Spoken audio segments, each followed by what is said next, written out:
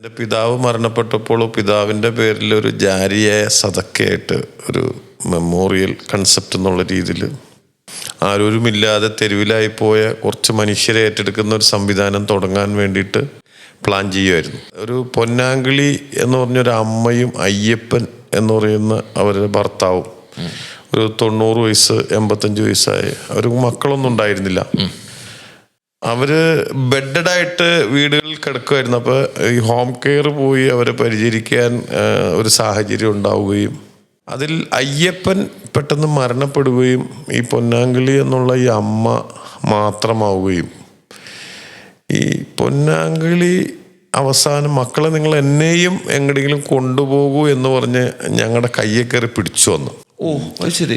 ആ പിടുത്തമാണ് piece Valley എന്നാ ഞാൻ പറയാറ്. അപ്പൊ അന്ന് ഞങ്ങൾ ആ അമ്മയെ കൊണ്ടൊന്ന് ആക്കാൻ വേണ്ടി ഇത്തരം ഒരു സംവിധാനത്തെ പറ്റി ആലോചിച്ച് നോക്കി അന്വേഷിച്ചപ്പോൾ ഒരു സ്ഥലത്തൊരു ബെഡ് കിട്ടിയില്ല. അവസാനം പിന്നെ ഞങ്ങൾ ആ അമ്മയെ കോട്ടയത്തൊരു സ്ഥലത്ത് കൊണ്ടുപോയാണ് ആക്കി. അവിടെ കിടന്നാണ് അമ്മ മരിച്ചത്. അപ്പൊ ആ അമ്മയുടെ പിടുത്തമാണ് പീസ് വാലി. അങ്ങനെയാണ് നമ്മൾ അതിൻ്റെ ഇടയിലാണ് പിതാവ് മരണപ്പെടുകയും പിതാവിൻ്റെ പേരിൽ എന്തെങ്കിലും ഒരു സൽപ്രവർത്തനങ്ങൾ ചെയ്യണമെന്നുള്ള ഒരു ചിന്ത ഉണ്ടാവുകയും അങ്ങനെ ഇത്തരം കുറച്ച് ആളുകളെ ഏറ്റെടുക്കുന്ന ഒരു ദൗത്യമായിട്ട് തുടങ്ങാമെന്ന് തീരുമാനിച്ചതിൻ്റെ അടിസ്ഥാനത്തിലാണ് പീസ് വാലിയുടെ പ്രാരംഭ ഘട്ടം. അതിനുശേഷം വ്യത്യസ്ത പ്രയാസങ്ങൾ അനുഭവിക്കുന്ന 1000 രോഗികളെ ഉൾക്കൊള്ളാൻ പാകത്തിന് പീസ് വാലി ഈ 5 കൊല്ലം കൊണ്ട് വളർന്നു. അത് ഇവിടെ വലിയ ടെക്നോളജിയോ അല്ലെങ്കിൽ ഒരു സംഘാടന മികവിനേക്കാൾ അപ്പുറം ദൈവികമായ ഒരു ഇടപെടൽ ഇവിടെ ഉണ്ടായി എന്നുള്ളതാണ് അതിൻ്റെ ഒരു യാഥാർത്ഥ്യം.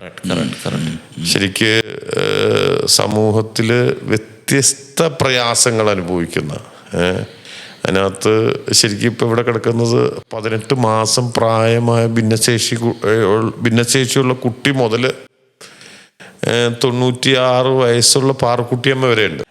ഞാനൊരു പ്ലൈവുഡ് മാനുഫാക്ചറിങ് ചെയ്യുന്ന ഒരാളായിരുന്നു.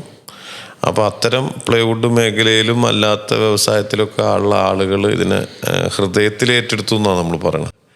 എല്ലാവരും ഇതിനെ ഏറ്റെടുത്ത് ഇത് മുഴുവൻ മനുഷ്യരും മനുഷ്യ നന്മ അനുഭവിപ്പിക്കുന്ന ഒരു രീതിയിൽ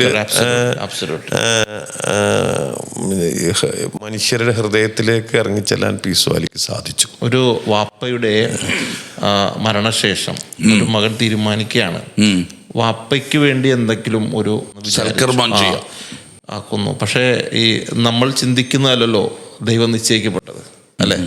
അപ്പൊ ഇപ്പൊ ഒരുപാട് ആളുകൾക്ക് സാന്ത്വനമായിട്ട് നിൽക്കുകയാണ് പീസ് വാലി.